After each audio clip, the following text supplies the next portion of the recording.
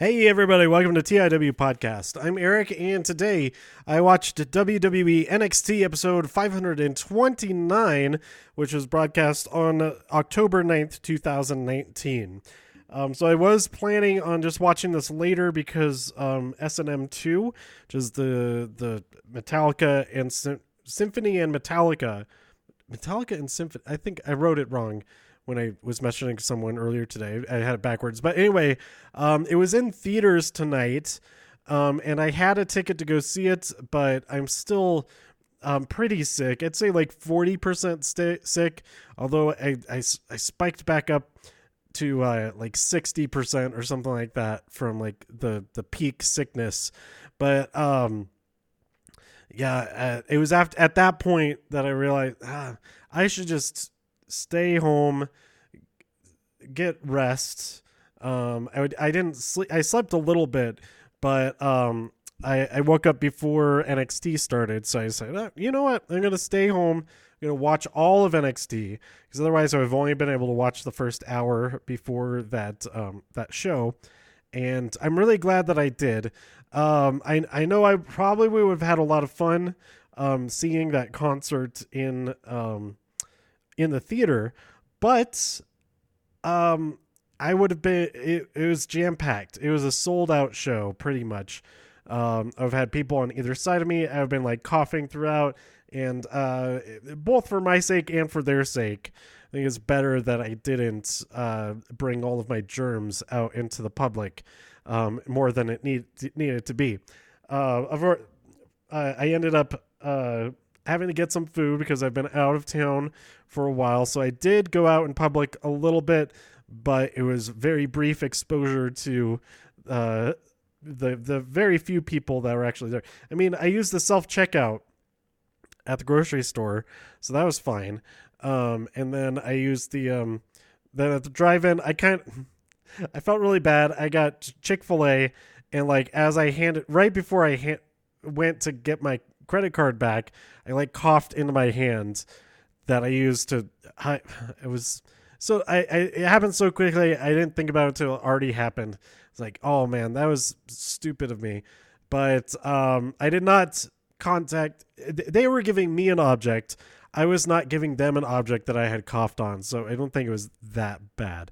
I'm trying to record this episode as quickly as not as quickly as I can, but I have about 14 minutes until Borderlands 3 gets uploaded, copied, installed on my PS4. I decided to get it on PS4 as well, so that I could play with my cousins Tom and Mary, and join them on their streams. I don't know if they've been streaming when they play necessarily, but they have been playing Borderlands 3 a bunch.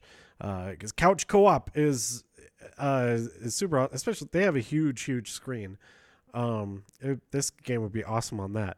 Although I heard that there isn't vertical split screen for this game, vertical split screen makes the most sense. Absolutely the most sense for HD televisions. I don't know how that's not standard for. Well, I guess couch co-op isn't very common anyway, but so I'm waiting for that to install. As I went and grabbed a copy of that. They had sold out of Far From Home like last week or the week whenever I think it came out last week. I checked the store at. You know what? That makes sense. I didn't check the stores here because I wasn't here. It came out on Blu-ray and 4K last week, I think it was. And I went to the store. I went to Best Buy out in California, and they were out of all the Steelbook copies. So I was just like, I won't get it then. But luckily at Best Buy here at the Park Meadows location here in Colorado, they had one Steelbook copy left, and I snatched that up, and I also picked up a copy of The Shining in 4K, also Steelbook. It's been a while since I've seen. I'm not sure I've seen the entire film. So I'm really excited for Doctor Sleep. That movie looks freaking awesome, and this will be great preparation for that. I also picked up a clearance battery pack because it's always nice to have more portable chargers. I don't really use all of the ones that I have, but it's good to have a variety of them. Have them all kept charged so they're all ready to go. If I just want to grab one real quick to take on a trip, etc. This one has a flashlight on it, so I feel like this one will be a great one to have just keep in my car as like an emergency thing, and then it can charge in my car. And eventually, it's also solar ready. But they didn't have the solar panels for us because it was on clearance. So maybe I can get the solar panel on Amazon or whatever. But anyway, I will eventually get to the NXT episode here, and that time is now. So we open up the episode with Lio Rush versus Drew Gulak, which is a fantastic match. Oh my gosh, go watch this match. It's awesome. Lio Rush won via the final hour and is the new NXT Cruiserweight champion, and that is pretty awesome. And Drew, he looked like he was angry. He played it up as if he's gonna do something bad, but he wanted to take away the championship so that he could present it to Lio himself, and he gave him a handshake and took off. Interview afterwards with Drew Gulak was really, really great. Talking about how he wasn't disappointed because the Cruiserweight division is the most competitive division in the entire industry, and that the only thing that is constant is change or something like that. And there's got to be a rematch here in the making. And if not, Drew Gulak, with or without the championship, all of his matches are so awesome to watch. Tegan Nox will return next week. And then we have Aaliyah versus Rhea Ripley, and Aaliyah just got destroyed via the Scorpion Hold, I think it's called. And it was, the first half of that hold was spinning her around in it. Basically, it's like a cloverleaf leg lock, but even more so. Maybe it's not even called a Scorpion Hold. I don't know. I think it's a cloverleaf, but maybe cloverleaf is if the person is on their back, and then the Scorpion Hold, it makes sense that their legs would be up and like bending their back, like a scorpion. Like when you when people are scorpioned is when like they fall and then their legs end up like touching their heads or like approaching that because they've fallen so hard. It looks so painful, and I'm sure it feels even more painful than it looks. But it's that kind of thing. But she swung her around like a big swing in that scorpion hole. It was so awesome. And then she put her down on the ground, increased that pressure on her back, and she tapped out. Rhea Ripley got the win. Rhea is so awesome. She's even more awesome now, being able to do badass cool moves that you can cheer for her. She already did badass moves, but now like adding that extra flair to it. She did that same move without the spin to Casey Catanzaro back in April. I don't remember if that was for Worlds Collide or if it was for NXT UK, but that was really cool seeing her do it back then. I think she's done that version maybe once or twice since then as well. But then seeing her add that swing, the spin to it, that was really cool. Then up next, we had a mysterious entrance with all kind of construction graphics, and a couple of beautiful ladies come out. Like, who are they? Are they the tag team that's coming out here to fight? No, it was the not the cavalry. It was the heralds for Fandango and Tyler Breeze. They are construction workers this week. Beth Phoenix says, I heard they're great at hammering things. That's not a good impression of her. But I like how I really like Beth Phoenix's voice. That's all I'll say. I like her voice a lot. I need to watch main event from the last few weeks to see how Mickie James is on commentary. I have a feeling that she's pretty awesome as well. But they're supposed to fight Ever Rise, but we see them dragged out to this stage by Jackson Riker, and so instead Breezango fight the Forgotten Sons, and the Forgotten Sons win that match. What a bummer. Then we had Cameron Grimes destroy Boa in about 10 seconds. And he does it just like Killian Dane starts coming out as soon as the match begins, and Cameron Grimes wins the match before Killian Dane gets to the ring. So that's how fast the match was. But that's going to be a killer match. And this Cameron Grimes guy, I'm liking him more and more each week. When he first appeared at the start of the at the Breaking Out tournament, it's like, this guy, whatever. But now I kind of like him. And that's going to be a killer match. I already said that. Then we had Roderick Strong versus Isaiah Swerve Scott. Roderick Strong won that match. I don't remember anything specific from that. Honestly, I wasn't paying the most attention to this match. But I should go back and watch it and pay my full attention to it. But the Velveteen Dream comes out and challenges. Well, he appears on screen and challenges Roderick Strong to a match in 2 weeks. He did actually come out. That's right. He stole the golden balcony spot. But then later Kathy Kelly was on that golden balcony as well. So maybe it's not as much of a golden balcony as being exclusive to NXT, to the all the champions would make it. But he challenges Strong, and he also shows the picture that Strong took.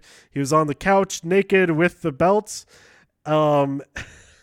presumably naked. He probably had underwear on, but then the graphics, a nice Photoshop job of removing the belt and showing that Roderick Strong doesn't just have tiny little boots. He also has a tiny little rod. Rick Strong. Oh, I should have stopped like 17 syllables ago. Okay, Ciampa comes out because all the Undisputed Era out there, and they're all like flustered and all of that. They're infuriated by the tiny development that has taken place, and Ciampa declares that Daddy's home, and he has his crutch there with him. He doesn't need it, but he has it.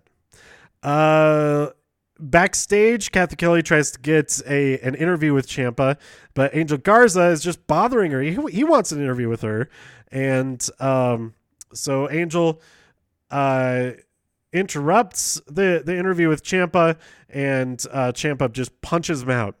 And she asks, "What did he just say?" Because he's speaking Spanish, and he's I have no idea. Then we had Dakota Kai versus Bianca Belair. I love both of them, but I was disappointed. More so Dakota Kai. Bianca Belair won, so I was a little bit sad about that. I thought that this was going to be build momentum into Dakota Kai going after Shayna, getting that win back, ending the reign of terror. But it seems like Rhea is going to be doing that first. Maybe. And hopefully she can succeed. I'm okay with either one of them, but Dakota Kai doing it would just be so poetic. And then our main event, which ran until 10 after the hour, Kushida versus Walter. I say it like that. An epic match between these two. Kushida's really taking it to him. There's this crazy DDT to the outside that was amazing. What almost happened was a sunset flip power bomb to the outside, but Walter was able to hang on and instead stomped Kushida's face backwards right into the freaking ring. That was brutal. I kind of feel like maybe that was more brutal. No, that power bomb would have been nuts. That would have been really, really brutal. But the stomping into the mat was pretty bad too. There are a few close calls there, but Walter hit a huge lariat and remains undefeated in NXT and NXT UK.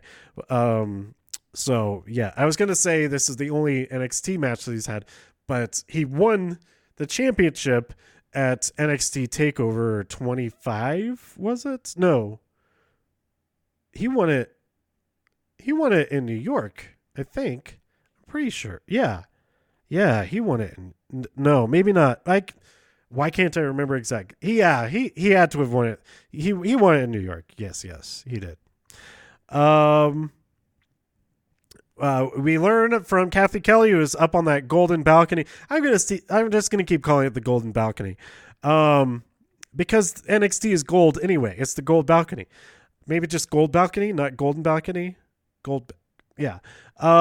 Next week we will see Tommaso Ciampa return to the in-ring action to fight Angel Garza, and then in 2 weeks we will see Roderick Strong versus Velveteen Dream for the North American Championship. So that does it for this week's NXT. It was a great episode. I think I enjoyed last week's more. But because I didn't watch it live, I had some of the surprises and twists and turns spoiled. Whereas this one, I was able to enjoy everything as it unfolded. Wasn't thinking ahead or anything like that. Speculating, of course, of what might happen. I thought maybe Johnny Gargano might challenge Drew Gulak if Leo Rush was unsuccessful. But we did not get any further development as far as who the next competitor will be in the cruiserweight division, and I'm okay with that. I don't think they've put out official word of what's going on with 205 Live. Is it over? We'll find out soon enough. I think if they don't film it again after SmackDown this week, then it's probably safe to say that it is done. But maybe I don't know. I have not seen an official word, but I guess we'll find out. I could see what's on the guide, if it appears on the network guide, or not. But yeah. I forget where I was going with all of that, but yeah, I'm so excited to see what happens with everything next. We are headed towards War Games fairly soon, and I have to think that it's good. It's got to be Imperium versus Undisputed Era. It's 4-on-4. The numbers add up. That's all I'm saying. But I don't know. I think it would also be really cool to have a women's War Game match. It could be the horsewomen, just the 3 horsewomen versus Kabuki Warriors and Io Shirai. I think that would be pretty awesome. They could even throw a third team in there of Team Kick plus Candice LeRae. So Tegan Nox, Dakota Kai, and Candice LeRae, and just 9 women in that match. It would be awesome. It would have because there's the because Marina and Jasmine aren't as good as everybody else that's in that match, but they're only 2/9 of the entire match, so that's fine, right? So, and like, it could be winner take all. The team that wins gets the women's tag team championship and the NXT women's championship, something like that. It could work. I don't know. I hope that something like that happens eventually, but we'll see.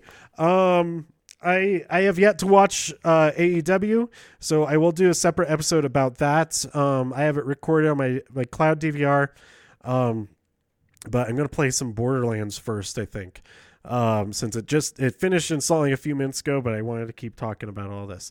So that's it for this week on NXT. Let me know what you thought about this episode by tweeting me at TIW Podcast. Go to TIWpodcast.com for more reviews. If you enjoyed this episode or anything else on the site, please share some links with your friends. Subscribe on iTunes, Spotify, Stitcher, YouTube, wherever you like to listen. Stay safe out there in all the infinite multiverses, and I'll see you next time here on TIW Podcast. Bye.